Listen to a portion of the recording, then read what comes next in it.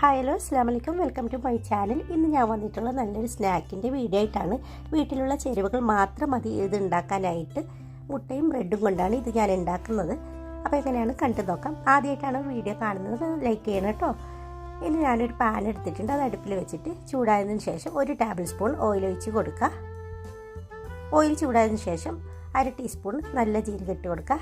അതൊന്ന് പൊട്ടി തുടങ്ങട്ടെ. അപ്പോഴത്തേക്കും ഒരു സവാള ചെറുതായിട്ട് അരിഞ്ഞതാണ്, അതും കൂടി ഇട്ട് കൊടുക്കുക. ഇതൊന്ന് തളർന്ന് വരണം, അത്രയും മതി. ഗോൾഡൻ കളറൊന്നും ആവേണ്ട ആവശ്യമില്ല.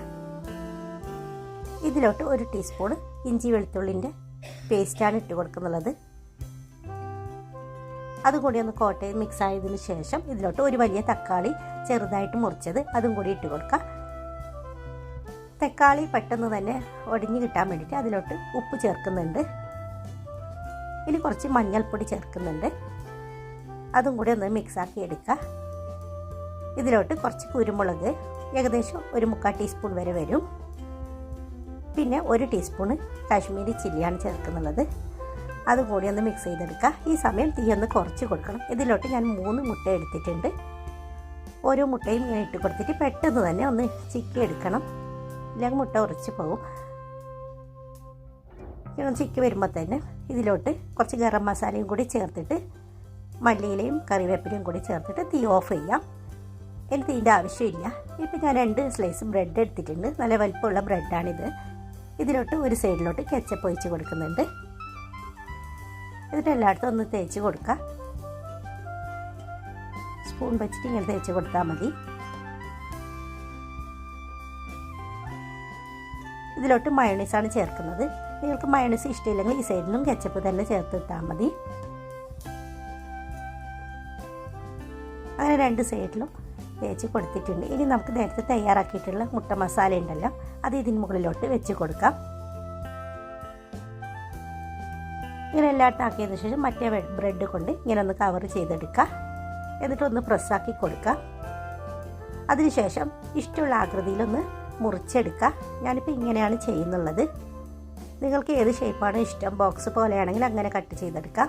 ഞാൻ ഒന്നും കൂടി ഇതിനെ കട്ട് ചെയ്യുന്നുണ്ട്. അപ്പോൾ ചെറിയ ട്രയാങ്കിളായിട്ട് കിട്ടും.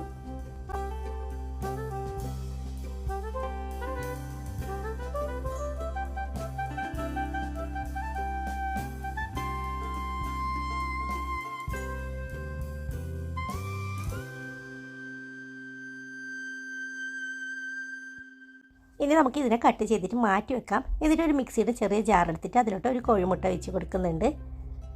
ഇതിലോട്ട് ഞാനിപ്പോൾ കോൺഫ്ലോറാണ് ചേർക്കുന്നത്, 2 സ്പൂൺ ചേർക്കുന്നുണ്ട്. എന്നിട്ട് ഇത് നന്നായിട്ട് അടിച്ച് വരണം. അങ്ങനെ ഒരു ബൗളിലോട്ട് മാറ്റിയെടുക്കാം. എന്നിട്ട് ഈ ബ്രെഡ് ആദ്യം ഈ മുട്ടയുടെ മിക്സിൽ മുക്കിയെടുക്കുക. എന്നിട്ട് ബ്രെഡ് ക്രംസിൽ കൂടിയിട്ട് ഒന്നും കൂടി കവർ ചെയ്തെടുക്കുക. ഒരു സ്പൂൺ വെച്ചിട്ട് ഇങ്ങനെ ചെയ്തെടുത്താൽ മതി. അങ്ങനെ എല്ലാ കഷ്ണങ്ങളും ഇതേപോലെ ചെയ്തെടുക്കുക.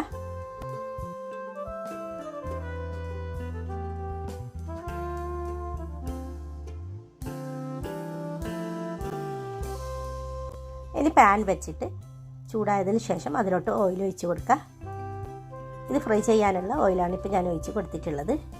ഇതിൽ 3-4 സ്ലൈസ് ഇട്ടിട്ട് പെട്ടെന്ന് തന്നെ ഇത് ഫ്രൈ ആയിട്ട് വരും. കാരണം ബ്രെഡ് ക്രംസ് റോസ്റ്റ് ചെയ്തതാണ് ഓൾറെഡി. അപ്പോൾ പെട്ടെന്ന് തന്നെ നമുക്ക് എണ്ണയൊന്നും കുടിക്കാതെ തന്നെ 2 സൈഡും ഒന്ന് തിരിച്ചിട്ട് മറിച്ചിട്ട് കൊടുത്തിട്ട് നമുക്ക് കോരിയെടുക്കാൻ പറ്റുന്നതാണ്. ഒട്ടും തന്നെ ഓയിലൊന്നും ഇതിൽ പിടിക്കില്ല. നിങ്ങൾക്ക് അഥവാ ബ്രെഡ് ക്രംസ് റോസ്റ്റ് ചെയ്തില്ലെങ്കിൽ ഒരു 5 മിനിറ്റ് ഇങ്ങനെ കോട്ടിയതിന് ശേഷം ഫ്രിഡ്ജിലോട്ട് വെച്ച് കൊടുത്താൽ മതി. അപ്പോൾ തന്നെ ഇതിലോട്ട് ഓയിലോട്ട് അതിൻ്റെ ബ്രെഡ് ക്രംസ് ഒന്നും വീഴാതെ തന്നെ കിട്ടും. അപ്പോൾ ഞാൻ ഫ്രിഡ്ജിലൊന്നും വെച്ചിട്ടുണ്ടായിരുന്നില്ല. അങ്ങനെ നമ്മുടെ അടിപൊളി ബ്രെഡ് കൊണ്ടുള്ള മുട്ടയും കൊണ്ട് നല്ലൊരു സ്നാക്ക് ഇവിടെ റെഡി ആയിട്ടുണ്ട്. വളരെ ഈസിയാണ്. അപ്പോൾ എല്ലാവരും ട്രൈ ചെയ്ത് നോക്കണം. ഇഷ്ടമായാൽ വീഡിയോ ഒന്ന് ഷെയർ ചെയ്യാൻ മറക്കരുത്.